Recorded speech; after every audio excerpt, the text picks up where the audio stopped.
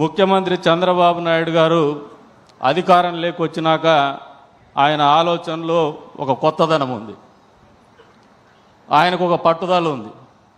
అధికారం కొత్త కాదు, ముఖ్యమంత్రి పదవి కొత్త కాదు. కాకపోతే ప్రజల్లో ఉన్నటువంటి ఆర్థిక అసమానతల్ని రూపుమాపాలనే ఆలోచన ఆయనలో రావడం అనేది నిజంగా ఈ ఆంధ్ర రాష్ట్ర ప్రజలకు భగవంతుడిచ్చినటువంటి వరం అని చెప్పేసి కూడా ఈ సందర్భంగా తెలియజేస్తూ ఉన్నాను.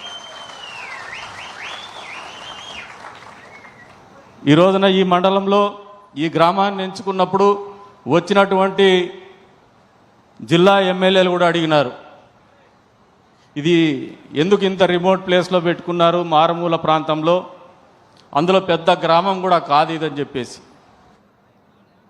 ముఖ్యమంత్రి వర్యులకు ప్రశ్నించినటువంటి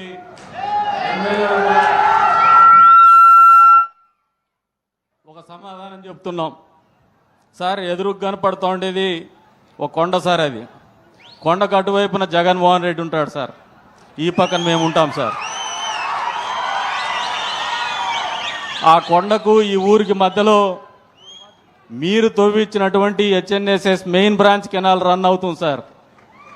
మీరు గతంలో ముఖ్యమంత్రిగా ఉన్నప్పుడు ఏదైతే దాదాపు 100 కోట్ల రూపాయలు వెచ్చించి ఈ ప్రాంతం గుండా HNSS main branch canal, Punganur branch canal రెండు కూడా పంపించి అటువైపునైతే చెర్లోపల్లి రిజర్వాయర్ జలానికి మీరు కృష్ణా నదీ జలాలను అందించి ఈ ప్రాంతంలో ఏదైతే మెయిన్ బ్రాంచ్ కెనాల్ ఉండిందో ఆ రోజుల్లో నీళ్ళు ఇవ్వలేనటువంటి పరిస్థితుల్లో మళ్ళీ అధికారంలోకి వచ్చినటువంటి జగన్మోహన్ రెడ్డి 5 ఏళ్ల పాటు ఒక్క రూపాయి కూడా ఖర్చు పెట్టకుండా ఈ ప్రాంతానికి ఒక్క చుక్క నీళ్లు ఇవ్వనటువంటి పరిస్థితి వాస్తవమా కాదని మీరు అందరూ తెలియజెప్పమంటున్నాను ముఖ్యమంత్రి గారికి.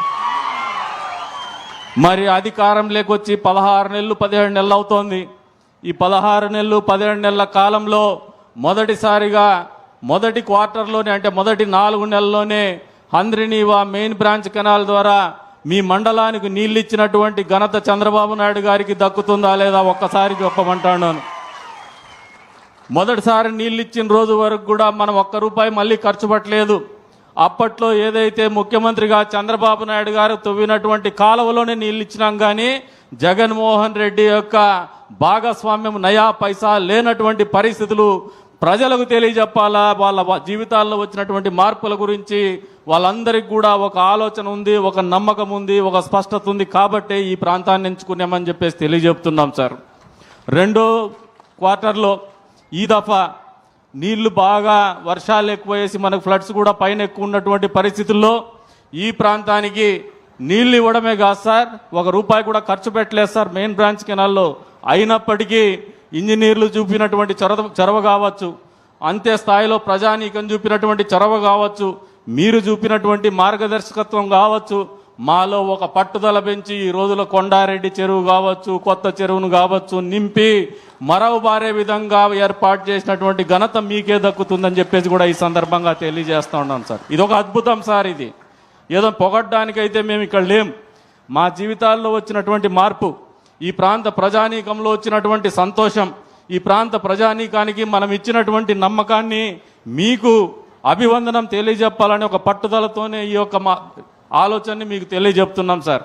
అదొక ఎత్తు అయితే, పక్కనే కూతవేటు దూరంలో ముఖ్యమంత్రి ఉంటాడని చెప్పేసి గతంలో ముఖ్యమంత్రి అయినటువంటి జగన్మోహన్ రెడ్డిని చూపిస్తూ కదిరి వాళ్ళ అడ్డా అన్నట్టు ఆలోచన చేసి కదిరికి పులివెందులకు పెద్ద తేడా లేదనే ఆలోచనతోనే ఆ రోజున మన కూతవేటం దూరంలో ముఖ్యమంత్రి ఉంటాడని ఓట్లు ఇచ్చుకున్నటువంటి వాళ్ళు చేసినటువంటి ఘనకార్యం ఏంటంటే, నరసింహస్వామి ఉంటాడు మాకు. ఇందాక టూరిజం హబ్ గురించి కూడా చెప్పారు కలెక్టర్ గారు. ఇటువంటి కామన్ సెన్స్ కూడా లేకుండా జగన్మోహన్ రెడ్డి వాళ్ళు బాబాయిని చంపుకోవడానికి మా ఊరికి వచ్చి గొడ్డలు కొనుక్కొని పోయినాడు సార్. మా పరువు మంట కలిపినాడు సార్ ఆయన. కానీ మీరు మళ్ళీ ముఖ్యమంత్రి అయిన తర్వాత ఈ ప్రాంతానికి మీరు కూడా ఆలోచన చేసుకోవాలా, మనమందరూ కూడా ఆలోచన చేసుకోవాలా. హంద్రినీవా మెయిన్ బ్రాంచ్ కెనాల్లో నీళ్ళు ఇవ్వడమే కాదు, మన గొంతుగా తడపడమే కాదు, మన భూములు తడపడమే కాదు, పక్కనే ఎవరైతే మన ప్రాంతంలో గొడ్డలు కొని వాళ్ళ బాబాయిని చంపడానికి వాడుకున్నటువంటి పులివెందుల ఎమ్మెల్యే ప్రాంతంలో కూడా జెడ్పీటీసీ ఎన్నికల సందర్భంగా ఇచ్చినటువంటి హామీని నిలబెట్టుకుంటూ మన కాలువ ద్వారానే వాళ్ళకు కూడా నీళ్ళు ఇచ్చినటువంటి ఘనత చంద్రబాబు నాయుడు గారికి ముఖ్యమంత్రికి దక్కుతుందని ఈ సందర్భంగా తెలియజేస్తాను. జగన్మోహన్ రెడ్డి రక్తం బారించినాడు.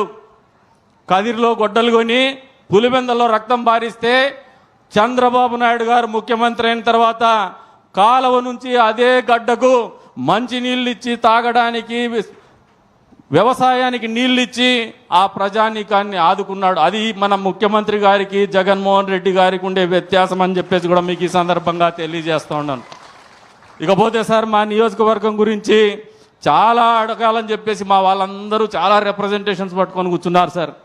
మేము కూడా చాలా హోంవర్క్ చేసుకున్నాం. మీకు ఒకటే, నాకు సుదీర్ఘమైనటువంటి రాజకీయంగా 20 ఏళ్ల పాటు మీతో పాటు కలిసి నడుస్తున్నాం సార్. మీకు మళ్ళీ వేదిక మీద నుంచి మా గురించి కానీ, నా గురించి కానీ, మా నియోజకవర్గం గురించి కానీ, ఈ ప్రాంతం గురించి కానీ తెలియజెప్పేటువంటి అవసరం ఉందని నేనైతే భావించడం లేదు సార్. మా కష్టాలు తెలుసు సార్, మా బాధలు తెలుసు సార్, మా ఈ ఊర్లో బతుకుతున్నటువంటి పరిస్థితులు మీకు మామూలుగా తెలియదు సార్, ఎక్కువ తెలుసు సార్ మీకు. మేము కోరేది ఒకటే, అధికారం వచ్చిన 17 నెలలలో కూటమికి చెందినటువంటి నాయకులు కావచ్చు, కార్యకర్తలు కావచ్చు, ఒక నిబద్ధతతో పనిచేస్తున్నాం. నిక్కచ్చిగా ప్రజలకు మంచి చేయాలా, ఈ ప్రాంతానికి మంచి జరగాల అనే ఒక ఆలోచనతో, స్పష్టతతో ముందుకు పోతున్నాం సార్. మా ప్రతి అడుగు, ప్రతి ఆలోచన ఈ ప్రాంత అభివృద్ధికి, పేదవాడి జీవితంలో మార్పు తీసుకొచ్చేసి చంద్రబాబు నాయుడు గారి ప్రభుత్వం అంటే ఈ రకంగా ఉంటుంది అని చూపించే ఒక ప్రయత్నం అయితే నిరంతరం చేస్తూనే వస్తున్నాం సార్. ఇది మనస్ఫూర్తిగా మీకు చెప్తున్నటువంటి మాట. కాబట్టి మా ఆలోచనకి, మా ప్రాంత అభివృద్ధికి మనస్ఫూర్తిగా మేము కోరేటువంటి విషయాల్లో మీ సహాయ సహకారాలు పూర్తి స్థాయిలో అందిస్తారని చెప్పేసి ఆశిస్తూ, మీరు ఈ రోజున ఇక్కడికి వచ్చేసి మీ పాదమి మోపినటువంటి నెలలో మా అందరి జీవితాల్లో ఒక నమ్మకాన్ని నిలిపే విధంగా మీకు ఈ కార్యక్రమాన్ని రూపొందించినందుకు గాను మీకు మనస్ఫూర్తిగా నియోజకవర్గ ప్రజలందరి తరఫున ధన్యవాదాలు తెలుపుకుంటూ సెలవు తీసుకుంటున్నాను.